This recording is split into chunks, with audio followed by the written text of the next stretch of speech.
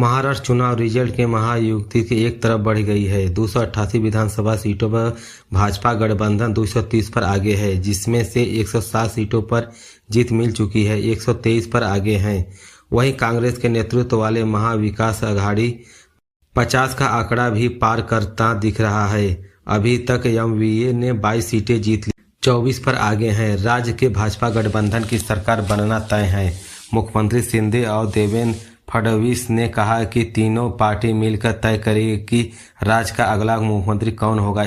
इससे पहले फडणवीस ने सोशल मीडिया पर लिखा था, एक मैं तो सेफ है।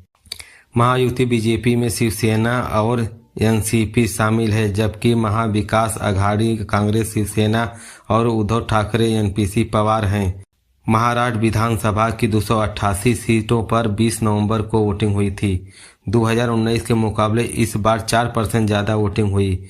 2019 में 61.4 वोट पड़े थे, इस बार 65.11 वोटिंग हुई है। यूपी उपचुनाव की 9 सीटों पर नतीजे आ गए हैं। 7 सीटों पर भाजपा गठबंधन जीत चुका है, जबकि 2 सीटों पर सीसामऊ करहल में सपा जीत हासिल की है। उपचुनाव में भाजपा ने सपा से 2 सीटें छीनी हैं। चौंकाने वाला उलटफेर मुरादाबाद की कुर्दरकी सीट पर हुआ है। 60% मुस्लिम वोटर वाली इस सीट पर सपा की जमानत जब्त हो गई है। भाजपा प्रत्याशी रामवीर सिंह ने यहां 1.42 लाख वोटों से लीड ले रखी है। 31 साल बाद यह सीट भाजपा एक तरफा जीत रही है। जीत के बाद सीएम योगी लखनऊ में भाजपा मुख्यालय पर पहुंचे। उन्होंने दोहराया, बटेंगे तो कटेंगे, कुर्दरकी में राष्ट्र की विजय है। हर व्यक्ति को अपने अपने जड़ के मूल याद आती है। मुझे लगता है कि जो भूले भटके रहेंगे उन सबके किसी को अपना गोत्र याद आया होगा, किसी को अपनी जाति याद आई गई होगी। वहीं अखिलेश यादव एक्स पर लिखा है कि अब तो असली संघर्ष शुरू हो गया है। बांधो मुट्ठी, तानो मुट्ठी और डीपी करो उद्योग। इस पर कानपुर के सीसामऊ सीट पर सपा ने जीती है। इरफान सोलंकी ने जेल जाने के बाद सपा ने उनकी पत्नी नसीम सोलंकी को सीसामऊ से उतारा था। नसीम सोलंकी दरगाह गई तो मंदिर भगवान के शिव अभिषेक किया।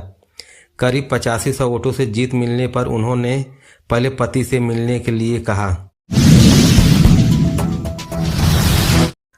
करहल विधानसभा क्षेत्र के समाजवादी पार्टी के प्रत्याशी तेज प्रताप यादव चुनाव जीत गए हैं। उन्होंने भाजपा के प्रत्याशी अनुजेश यादव को 14,704 वोटों से हरा दिया है। 32वें राउंड में सपा को कुल मत 1,04,207 वोट मिले हैं। भाजपा प्रत्याशी अनुजेश यादव को 89,503 वोट मिले हैं। तीसरे नंबर पर बसपा प्रत्याशी वनीश कुमार शकल को 8400 वोट मिले हैं। अलीगढ़ के खैर विधानसभा सीट पर बीजेपी प्रत्याशी सुरेंद्र दिलेर जीत गए हैं। उन्होंने सपा प्रत्याशी चारू कैन को 38,000 वोटों से हरा दिया है। दिलेर ने जहां 1,01,81 वोट मिले थे, वहीं बसपा प्रत्याशी को 61,788 वोट मिले हैं। सुरेंद्र दिलेर ने अपनी जीत में काफी खुश नजर आए। उन्होंने समर्थक के भी उनकी जीत की काफी खुश नजर आ रहे हैं। जाटलैंड कहीं जाने वाली अलीगढ़ के खैर सीट पर भाजपा ने रादौल के गठबंधन के साथ चुनावी मैदान में उतरी थी। पहले जाट बेल्ट टप्पल क्षेत्र के नतीजे सामने आए। बीजेपी ने हाथरस के पूर्व सांसद राजवीर दिलेर के बेटे सुरेंद्र दिलेर प्रत्याशी बनाया था। उनका पहला चुनाव था। सपा ने यहां 2022 में बसपा के टिकट पर चुनाव लड़ चुकी दारुक चैन को अपना उम्मीदवार बनाया था।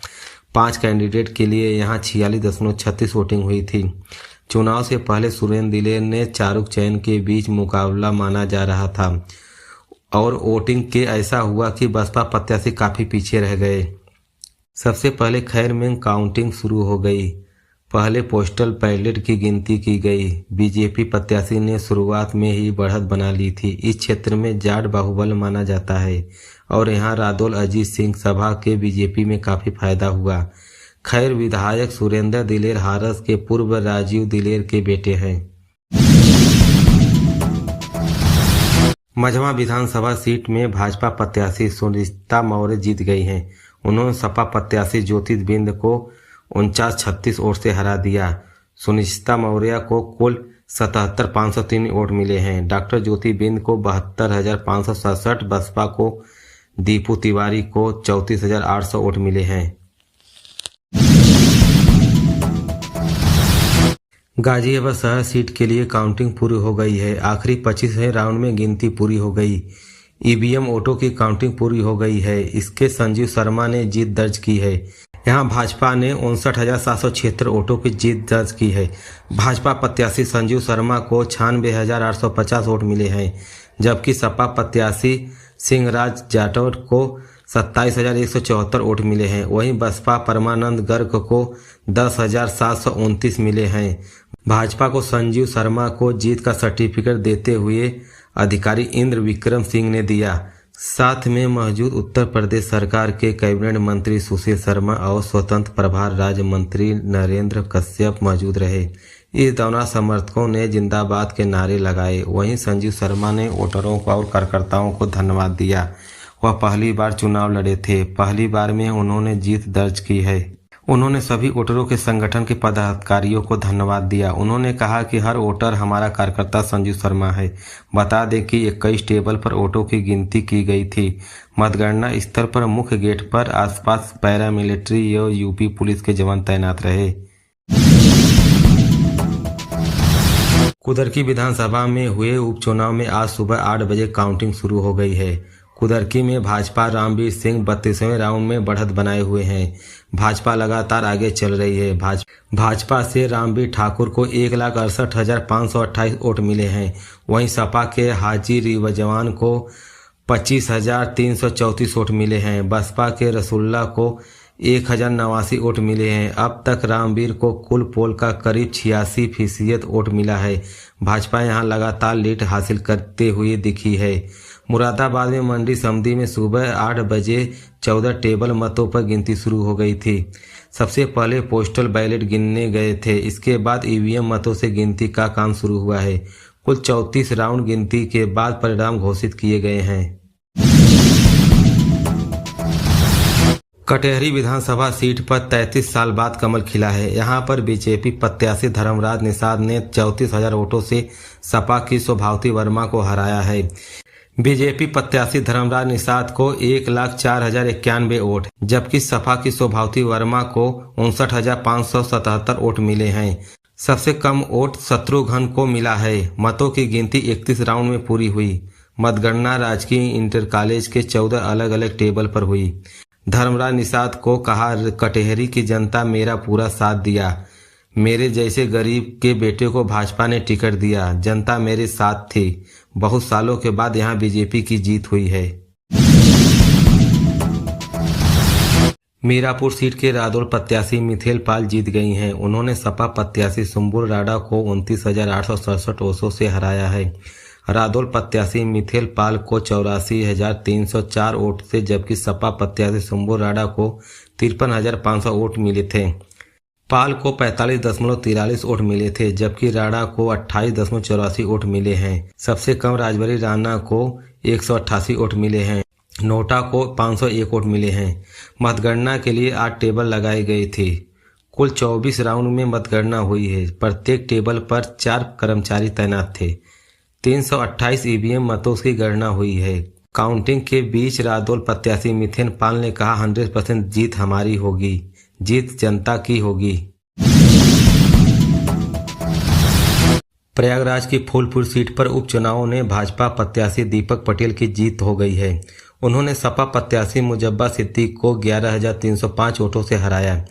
इसके पहले उपचुनाव की मतगणना के बीच बसपा समर्थकों ने जमकर हंगामा किया। नारेबाजी करते हुए मतगणना केंद्र पर कुर्सियां तोड़ दी। हालात काबू करने के लिए पुलिस ने बल का प्रयोग किया। लाठी लेकर कार्यकर्ताओं को खदेड़ दिया। इस दौरान काउंटिंग रोक दी गई थी। डीएम ने माइक के सभी चेतावनी दी। डीएम ने कहा, उपद्रव और हंगामा करने वालों पर कड़ी कार्रवाई होगी, रासुका लगाया जाएगा।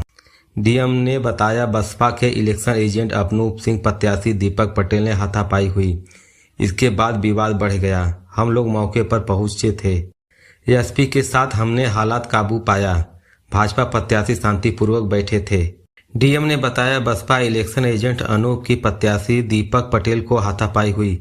इसके बाद विवाद बढ़ गया। हम लोग मौके पर थे। एसपी के साथ हमने हालात काबू पाया। भाजपा प्रत्याशी शांतिपूर्वक बैठे थे। बसपा कार्यकर्ता ने माहौल खराब किया था। डीएम ने मीडिया से बात करते हुए कहा कि 10 मिनट तक काउंसलिंग रोकी गई थी। कुछ लोगों ने चोट खाई है। ये लोग आसान मारपीट कर रहे थे। बहुत सारे लोग चले गए। पुलिस टीम दबिश दे रही है। बसपा कार्यकर्ताओं ने लगातार हूटिंग कर रहे थे। इसके बाद हमला बढ़ गया। फूलपुर उपचुनाव में कुल 34 राउंड की मतगणना पूरी हो चुकी है। बीजेपी ने दीपक पटेल को 78,289 मत से मिले, जबकि सपा के मुत्तबा सिद्दीकी को 66,984 वोट मिले थे। फूलपुर विधानसभा के उपचुनाव के लिए 12 प्रत्याशी मैदान में थे। 20 नवंबर को मतदान हुई। उसके बाद 43% मतदान हुआ था। भारत ने बॉर्डर गावस्कर ट्रॉफी के पहले मुकाबले में ऑस्ट्रेलिया पर 218 रन की बढ़त बना ली है। भारतीय टीम ने शनिवार को दूसरे दिन का खेल समाप्त होने पर दूसरी पारी में बिना नुकसान के 172 रन बनाए। यशस्वी जायसवाल ने 90 और केएल राहुल ने 62 रन पर नाबाद लौटे। दोनों 346 गेंद में 172 रन पर ओपनिंग पार्टनरशिप कर चुके हैं। पर्थ में आज ऑस्ट्रेलिया ने सुबह 67.7 का स्कोर खेलना शुरू किया था। टीम ने 37 रन बनाने में आखिरी 3 विकेट गंवा दिए थे। इस तरह भारत में पहली पारी के बाद 46 रन की बढ़त मिली थी। विकेट कीपर एक्सल कैरी अपने पहले दिन स्कोर के 2 रन की जोड़ी और कुल 21 रन बनाए, जबकि नाथ लायन ने 5 रन का योगदान मिला। मिचेल स्टार्क ने सबसे ज्यादा 26 रन बनाए। भारतीय कप्तान जयप्रीत बुमराह ने 5 विकेट झटके। डेब्यू कर रहे हर्षित राणा ने 3 विकेट लिए। मोहम्मद सिराज ने 2 विकेट मिले। मुकाबले के पहले दिन शुक्रवार को भारतीय टीम ने 150 रन पर ऑल आउट हो गया। टीम इंडिया ने टॉस जीतकर बैटिंग चुनी थी।